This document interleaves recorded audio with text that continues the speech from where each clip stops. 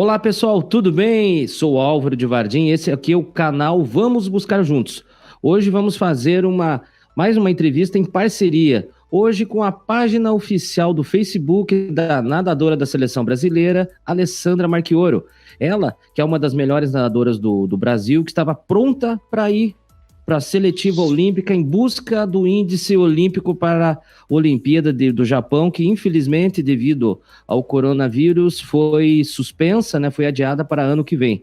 Então hoje a gente vai conversar com ela, com a Alessandra Marchioro, uma grande atleta da natação brasileira, aí, muitos são os seus resultados, inclusive ela era o segundo tempo do Brasil aqui dentro dos 50 metros, e com certeza ela já estaria esse ano nas Olimpíadas do Japão, na Olimpíada de Tóquio, mas com certeza em 2021 iremos conversar, iremos ver a Alessandra dentro das piscinas lá em Tóquio.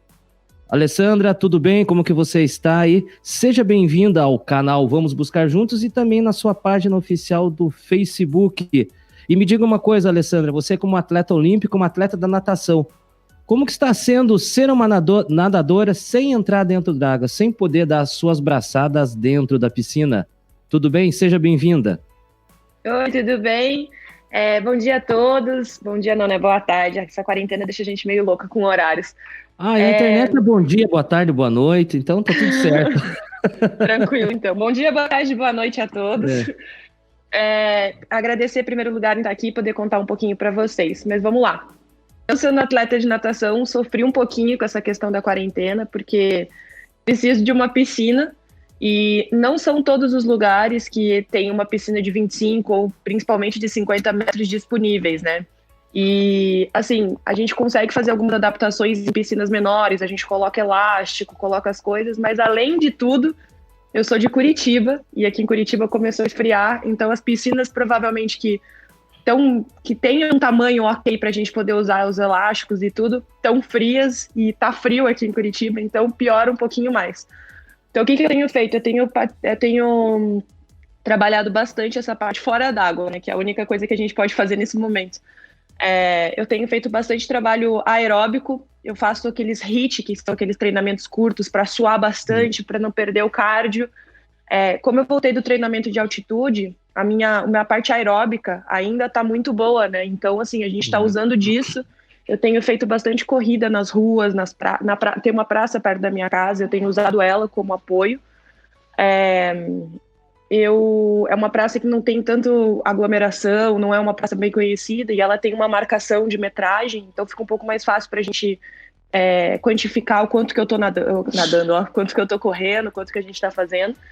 Então eu tenho focado bastante nisso, nessa parte fora d'água. E focado nas minhas maiores deficiências, né? Eu acho que a minha perna na natação sempre foi uma coisa meio difícil de treinar. Sempre fui mais uma atleta que leva o nado no braço, na força. Então a gente está trabalhando bastante essa questão de mobilidade articular, alongamento, corrida, que vai me ajudar posteriormente quando eu for para a piscina. Tô sentindo falta de sentir aquele friozinho da água, mas vamos que vamos.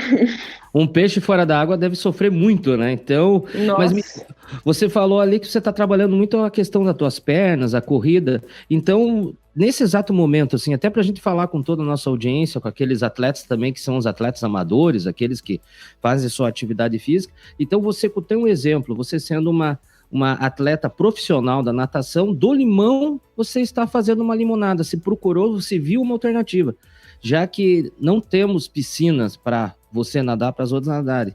Então você junto com o teu técnico, o Christian, assim, do limão vocês fizeram uma limonada, encontraram uma maneira de fazer esse treinamento para não perder tudo isso que você já estava fazendo antes das Olimpíadas serem adiadas para o ano que vem? A gente tem que trabalhar com o que tem. Então, assim, eu confesso que não foi uma notícia muito fácil quando eu voltei. Desde que eu voltei do México, eu não tive muito contato com piscina, com nadar. Então, assim, eu tinha a impressão que eu ia jogar todo o trabalho fora, mas muito pelo contrário, isso tem me ajudado bastante nessa parte aeróbica fora d'água, né? Então, assim, realmente, um peixe fora d'água, eu sofri muito no começo, nos primeiros dias. Hoje em dia, já tô um pouquinho melhor, aguentando mais, porque é um trabalho completamente diferente do que a gente faz na piscina, né? Então eu tive que acostumar a respiração, direto eu tinha aquela dor no baço, não conseguia correr muito, dava falta de ar. Então, assim, além disso tudo, eu tive que ir me adaptando a tipo um esporte novo para mim. E eu sempre fui uma atleta de fazer muita musculação, muita força. E como as academias estão fechadas, no meu prédio não tem academia, eu não estou tendo acesso ao clube, né, que o clube também está fechado.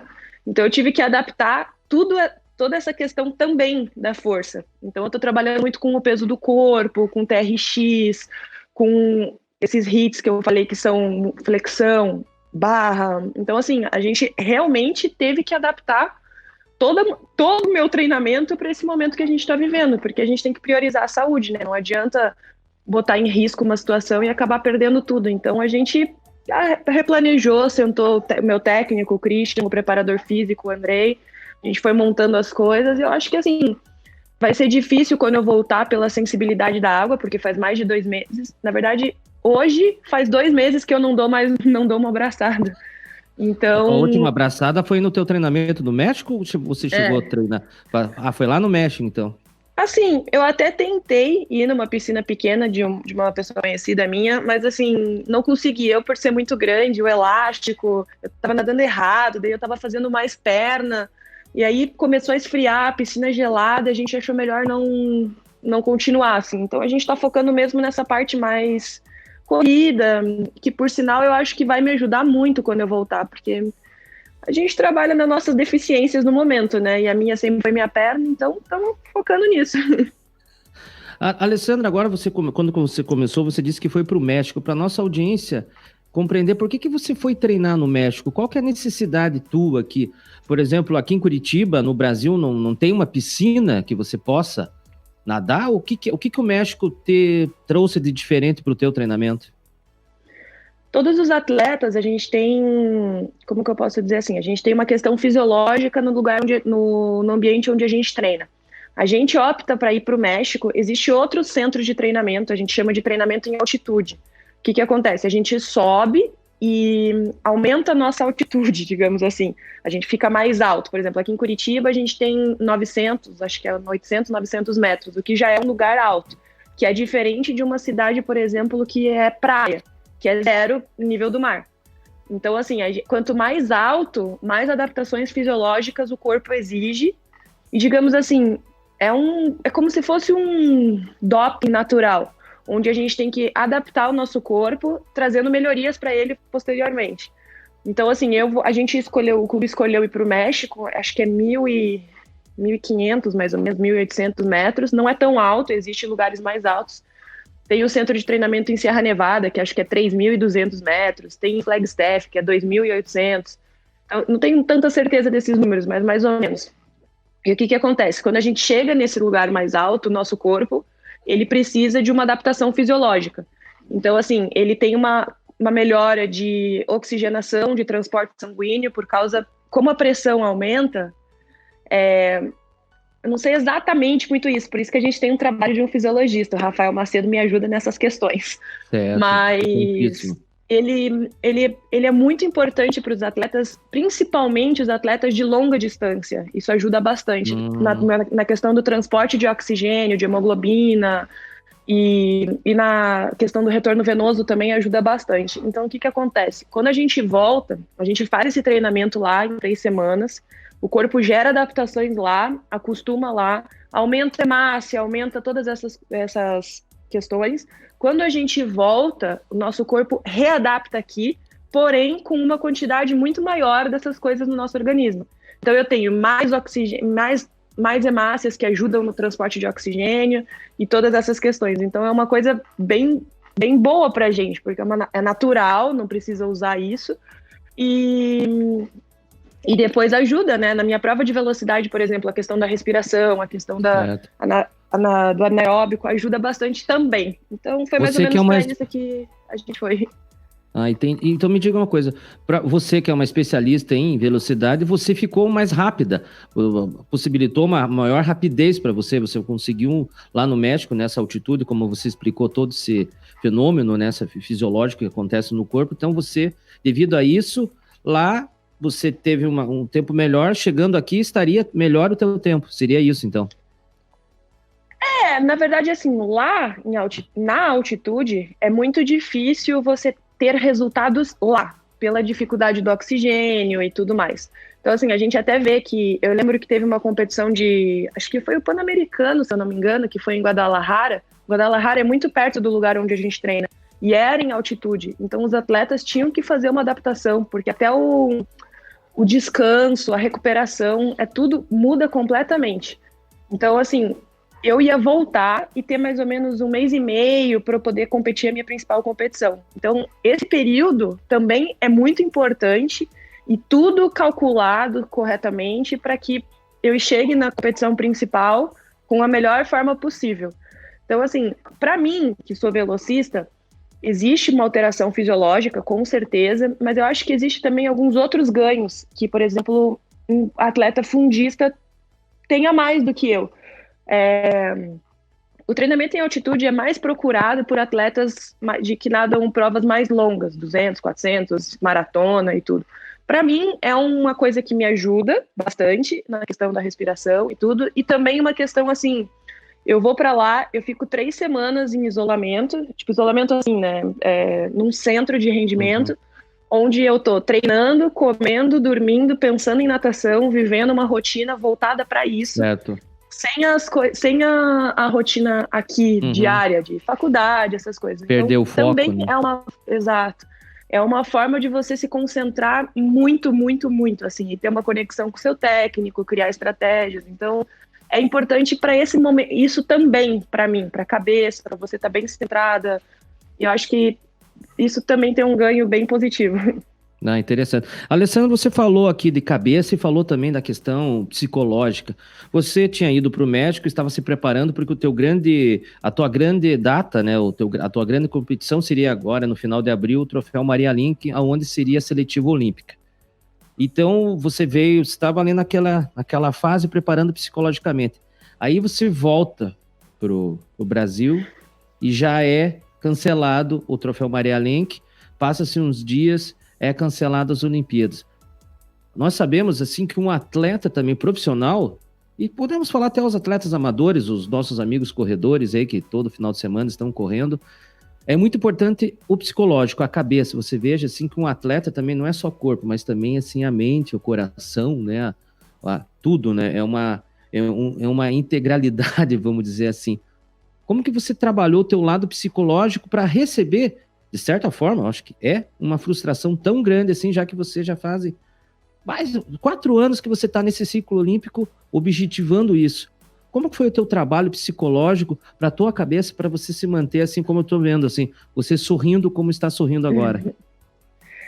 Olha, foi um momento bem, bem difícil, assim, na verdade, porque, como eu falei, eu voltei do México na minha melhor forma física, psicológica.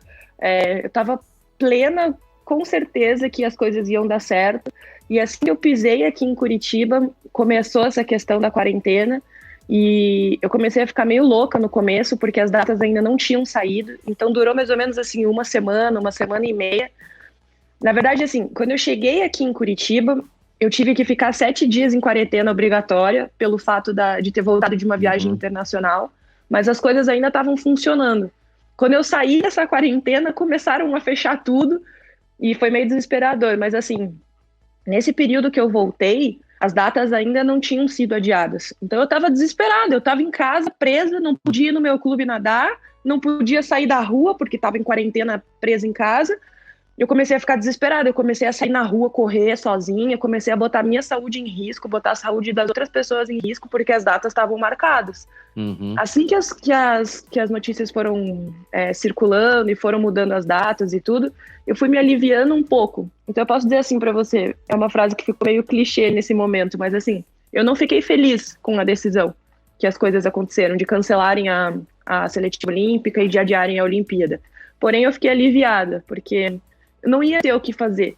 Eu não tenho piscina, não tenho uma academia. Como que eu ia poder treinar e me preparar para a minha principal competição da vida, sendo que não tem estrutura para isso? Então, eu acho que foi uma decisão muito sensata que eles tiveram, pensando realmente na saúde dos atletas. Na questão, isso assim, falando fisicamente, falando em questão saúde. Então, assim, eu concordo 100% com essa decisão. Mas não foi uma decisão fácil. Eu estava na minha melhor forma física e, de repente, estou em casa sem poder treinar, com a minha competição adiada por mais um ano. E para um atleta, a gente sabe que uma semana, duas semanas, meses, são muitos dias de treino, é uma readaptação, é uma reprogramação de trabalho. Um ano é muita coisa. E assim, no primeiro momento eu entrei em desespero e falei, meu Deus, vai dar tudo errado, e agora? Um ano. Mas sentando, conversando com a minha psicóloga, Flávia, conversando com o meu técnico, o Christian, e conversando com todas as pessoas que têm me apoiado bastante nesse momento, a gente chegou à conclusão assim, primeiro, não aconteceu isso só comigo, aconteceu com todos os atletas. Então, todos os atletas têm que se adaptar.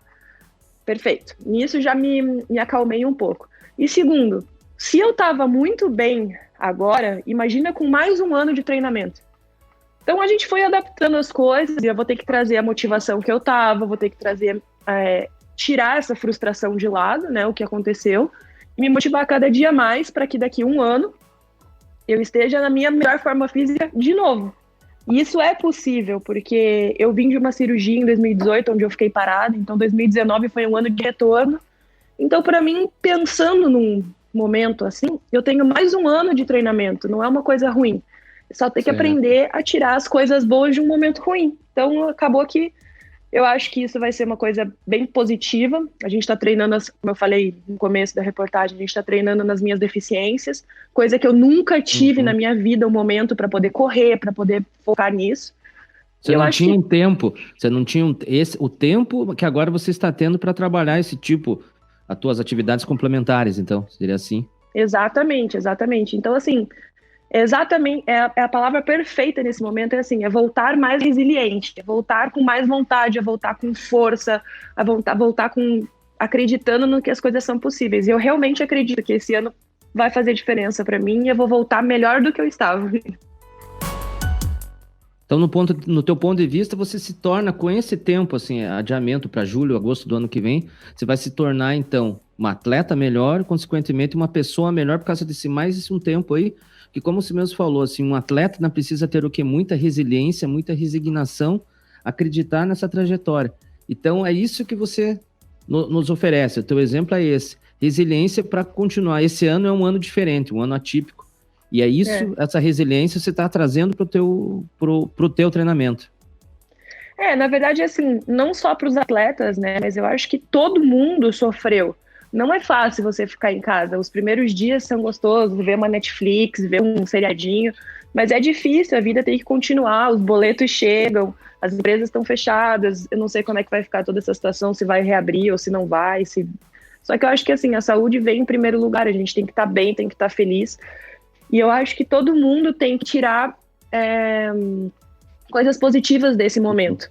Então, aprender a se conhecer um pouquinho, tira um momento do dia para poder relaxar, para fazer uma meditação, para poder botar a cabeça no lugar. Porque é o que eu falei, não é uma coisa pessoal, é uma coisa que está acontecendo mundialmente, né? Então, tá todo mundo tendo que fazer essas readaptações. Então, eu acho que a gente tem que viver da melhor maneira possível o momento e trazer coisas boas e aprender com isso, para que a gente possa, quando a situação voltar, estar numa melhor fase, digamos assim. Quando voltar as pessoas ao trabalho, valorizarem mais o trabalho, darem mais, como que eu posso dizer assim, mais vontade pelo trabalho, porque tá vendo como é difícil ficar sem ele, sabe? E os abraços, a família, os amigos, tudo isso vai ser muito mais valorizado depois, porque é difícil ficar em casa sozinho. Graças a Deus eu tenho meu namorado que mora comigo, eu tenho os meus cachorros que me fazem uma ótima companhia. São Hoje incríveis. em dia a gente tem, são lindos, estão amando essa quarentena. E a gente tem a tecnologia que faz a gente poder fazer vídeo em casa, fazer essas coisas. Então, assim, quando a aglomeração, o amor, o carinho, essas coisas poderem voltar, eu tenho certeza que as pessoas vão valorizar muito mais. E também vão se cuidar mais com relação à saúde, eu acho, né? Eu acho que a gente teve que pegar esse momento para aprender um pouquinho a levar isso para frente também. Chegar em casa, tirar o sapato, higienizar as mãos, isso são coisas que eu garanto que muita gente não fazia, eu não fazia. E hoje em dia a gente viu quanto uma coisa tão simples pode ajudar. Então eu acredito que o mundo vai evoluir de uma coisa tão triste, tantas mortes, tantas famílias perdendo pessoas. Uhum. Eu acho que assim, a gente tem que tirar coisas boas disso para que pelo menos a gente tenha alguma coisa positiva de um momento tão triste, né? É importante, você está mostrando, você está colocando na tua vida, né? Na tua vida, quanto uma cidadã, como uma cidadã, né? Inserida na nossa sociedade, você está colocando aquela resiliência que o atleta sempre tem que ter durante as competições, durante o treino. Então é isso que nós temos que fazer, né? Do limão fazer uma limonada, né? E me diga uma Exatamente. coisa, Alessandra, você, durante essa resposta, você me falou dos boletos, né? Os boletos não param, eles ficam empilhando ali na mesinha. E me conta uma coisa. Para você, para o atleta profissional, o atleta olímpico, né? O atleta olímpico, você veja assim que, claro, vamos analisar assim o futebol, que é o futebol que perpassa até mesmo aqui no Brasil, essa questão até do esporte se transformando até uma questão de sentimento social e está em dificuldade. Você falou dos boletos. Como que está a tua questão assim em relação aos patrocinadores e você convivendo, né, com os teus colegas atletas também assim? Como que está esse relacionamento? Os patrocinadores foram embora, eles estão... Como que está sendo a estrutura que é oferecida para vocês, atletas olímpicos, assim, nossos heróis que vão atrás das medalhas no ano que vem, nesse momento de pandemia? Os patrocinadores estão ainda junto, foram embora? Porque aquela coisa, a gente entende as condições, né? Como que está o cenário do patrocínio, assim, tanto para você como para os colegas que você convive? É uma pergunta interessante e delicada ao mesmo tempo, porque eu vim de um momento onde como eu falei, eu estava parada de uma cirurgia em 2018 e 2019 foi o meu retorno. Então eu tive umas perdas de patrocínio e estava em busca disso e teve muita gente que acreditou nos meus sonhos, a Decathlon, a NutriShape junto com a Dux, a Flex Pilates, o Hospital Constantini também, que me ajuda bastante. Teve o Salão Vision Hair, a Cris da Estética. Eu tenho bastante parceiros que me ajudam. Porém, assim, exatamente o que você falou. A questão do momento é um momento difícil para todos. Eu digo assim, eu não sei como é que está a situação financeira dos outros atletas, mas eu posso dizer por mim mesma. Eu estava esperando que assim que eu tivesse o índice olímpico na mão, os patrocínios iam vir um pouquinho mais fáceis, né? Porque você já tem um status de atleta olímpica, uma conquista, é uma das maiores conquistas que um atleta pode ter numa carreira. E acabou que a Olimpíada foi adiada. Então, assim, eu tô vivendo um momento muito difícil na minha carreira. Eu não tenho nenhuma ajuda de patrocínio financeiro. Eu tô sobrevivendo pela ajuda do meu namorado e dos meus pais. Eu tenho essas parcerias que eles me dão trabalho, serviços e estrutura, mas não envolve o dinheiro especificamente. Então, assim, eu tô vivendo um momento bem difícil da minha carreira também. E vou voltar, como eu falei, eu tô vivendo coisas que nunca vivi antes para voltar um pouco mais forte, né? E mais resiliente. Então, assim, eu acredito que as empresas tenham tido uma grande perda de faturamento e de tudo. E, assim, é difícil para uma empresa investir num atleta. Porém, eles também têm que lembrar que a gente luta e está na mesma situação que eles. Eu acredito que deva ter tido muitos amigos meus e atletas que tenham tido esse problema, tenham tido redução de salário, diminuição de ajuda de custo, com certeza. E eu peço encarecidamente que as empresas olhem para o nosso lado também. Porque eu estou em casa, mas eu estou me matando, me esforçando, meu objetivo não está em momento nenhum sendo esquecido. Eu estou adaptando todas as maneiras que eu posso. E assim, a gente precisa de ajuda, porque quando a gente tem ajuda, a gente cresce junto. Então, não é só na hora que eu estiver na Olimpíada ou com uma medalha ou alguma coisa assim, mas é na construção de um atleta, e não só minha, mas de todos os atletas que estão passando essa dificuldade. E o atleta precisa de pessoas que acreditem nele para que a gente se motive cada vez mais também. E é exatamente o que você falou, os boletos chegam, então assim, a gente precisa estar todo mundo junto nisso e entrar no mesmo barco e remar para o mesmo lugar. Então as empresas precisam ajudar também, não só os atletas, mas assim, ver um pouco o lado deles também. Mas acredito que assim, a situação quando acabar essa pandemia vai melhorar, e as empresas vão melhorar e vão olhar de novo os atletas como vinham olhando e vão ajudar também. Mas a gente fica na espera de pessoas que queiram ajudar mesmo, e estamos aí. Graças a Deus eu tenho um clube que me dá uma estrutura muito boa, que está sofrendo bastante agora de estar fechado e tudo mais. Mas, é o assim, clube curitibano, né? É o curitibano, né? O seu clube, né? Isso, é o clube curitibano. E tá lutando contra o decreto para fazer as coisas darem certo e tudo. Então, acho que tende a dar tudo certo, mas nesse caminho está sendo mais difícil. Mas é o que dizem, né? Quanto mais pedras no caminho, mais forte a gente fica no fim. Então, espero que realmente isso aconteça. Aprendermos a ter resiliência, e tenho certeza que ano que vem você vai estar um atleta muito melhor, né? Muito melhor. Com certeza. E Alessandro, você está tendo contato assim com outros atletas da natação brasileira, que estavam na seleção brasileira, que estavam no polo aquático, assim? Você está tendo contato assim para saber como que está sendo a rotina desses teus colegas do mundo aquático aqui no Brasil? Olha, hoje a gente tem uma grande facilidade que são as mídias sociais, né? Então acaba que você acompanha as pessoas, não necessariamente estando presente ali com ela ou diretamente. Eu vejo stories de todo mundo postando e mostrando essa rotina de adaptação, os atletas da piscina sempre tentando inovar fora d'água, porque a gente sofre, né? Não tem piscina. Mas eu tenho contato, a gente tem fazendo grupos de treinamento e tudo, a gente acaba participando desses treinamentos em grupo, e a gente vai adaptando as coisas como dá, né? Mas, assim, eu converso bastante com os atletas, a gente conversa sempre pelas mídias sociais e tá todo mundo passando por esse mesmo momento, né? Então, a gente tem que adaptar e é isso aí. E no teu ponto de vista, com toda a tua experiência que você tem, o que vai ser da natação, a natação brasileira, assim, depois da pandemia? Como a gente está falando, vai ser um novo mundo também para a natação? Tanto a natação, vamos dizer, amadora, a natação recreativa e principalmente a natação, assim, profissional, olímpica, tanto de você como de todos os teus colegas que vivem da piscina? Olha, eu acho assim, o esporte é uma coisa vista e vivida por todos, né? E assim, é uma pergunta meio difícil isso, porque na verdade a gente não sabe nem quando as coisas vão voltar, né? Mas eu acredito que os atletas voltando, da mesma forma que eu falei que a gente vai valorizar um abraço, que a gente vai valorizar um trabalho, os atletas que têm estrutura específica vão acabar valorizando isso também. Os nadadores vão valorizar a piscina, os ginastas vão valorizar toda a estrutura que eles têm.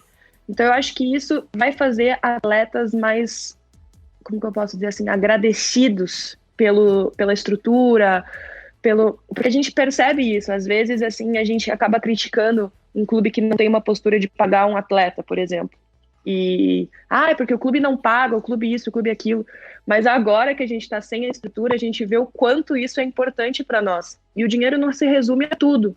Claro, é uma parte importante também, mas a estrutura, o que você precisa para ser um atleta é muito mais importante do que algumas outras coisas que a gente acaba valorizando no momento normal.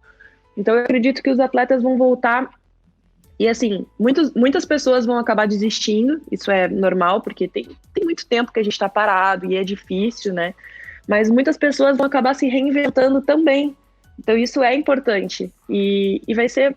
A gente tem que, como eu já falei várias vezes aqui, a gente tem que tirar coisas positivas de momentos difíceis.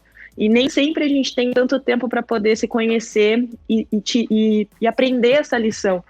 Então, eu acho que as pessoas, quando vão voltar mais conscientes, vão voltar mais alegres e felizes, porque vão ter certeza que é isso que querem, entende? E eu acho que isso vai ser uma visão muito positiva para o esporte também, né? Então, não sei se eu respondi, mas acho que deu para dar uma... Não, respondeu sim. Eu acho interessante que você está trazendo assim, a gratidão, que é um dos grandes sentimentos, né, das sensações que o ser humano pode ter para seguir em frente e para dar mais passos, ser grato pelo aquilo que já tem, né? Então, esse exemplo que você traz para todos nós é interessante. Alessandra, o canal Vamos Buscar Juntos, agradecemos a tua disposição de vir conversar um pouco aqui com a gente, trazer a sua experiência. Então, a gente agradece muito a tua presença e deseja a você uma grande trajetória até primeiro passo, a obtenção do índice lá no ano que vem, né? A gente não sabe quando que é. e que você na Olimpíada traga um ótimo resultado para você, para o Brasil e para todos nós que estaremos torcendo aqui por você. Obrigada, Álvaro, por toda a ajuda que disponibilizando, né, esse momentinho para poder contar isso para vocês e dividir aqui com vocês como é que está sendo esse momento. E também muito obrigada por todo o carinho esqueci a palavra. E a torcida, e a torcida para isso. É um momento difícil, mas todos vamos passar por isso. Então, tenham calma, priorizem a saúde, fiquem em casa bonitinho, só saia quando precisar. E não pense só em você, pense nos outros, porque a senhorinha de 80 anos é essa pessoa que a gente tem que pensar. E agradeço a todos, a torcida, o carinho, e tamo junto, o que precisarem, é isso aí. Opa, obrigado, Alessandra. Nós vamos buscar juntos a construção do novo mundo e principalmente a cura para toda essa pandemia, a cura desse vírus e a transformação do mundo depois da pandemia. Muito obrigado, Alessandra, muito obrigado você que está aí do outro lado. Gostou da entrevista? Gostou da Alessandra? Então curta aí o nosso canal, curta a entrevista da Alessandra, compartilhe com teus amigos, se inscreva no canal, ative as notificações, que como a gente falou aqui na entrevista com a Alessandra, o importante é estarmos juntos, na torcida, eu torcendo por você, você torcendo por mim, todos nós torcendo para a Alessandra, porque eu tenho certeza que todo esse momento de pandemia vai passar, porque nós vamos buscar juntos a construção de um novo mundo. Então, muito obrigado pela audiência de vocês. Mais uma vez eu peço, se inscreva no canal, ative as notificações, compartilhe com teus amigos, que com certeza, cada um fazendo a sua parte, nós vamos buscar juntos e vamos transformar o nosso mundo depois dessa pandemia. Muito obrigado, um abraço a todos vocês e até a próxima entrevista aqui no Vamos Buscar Juntos.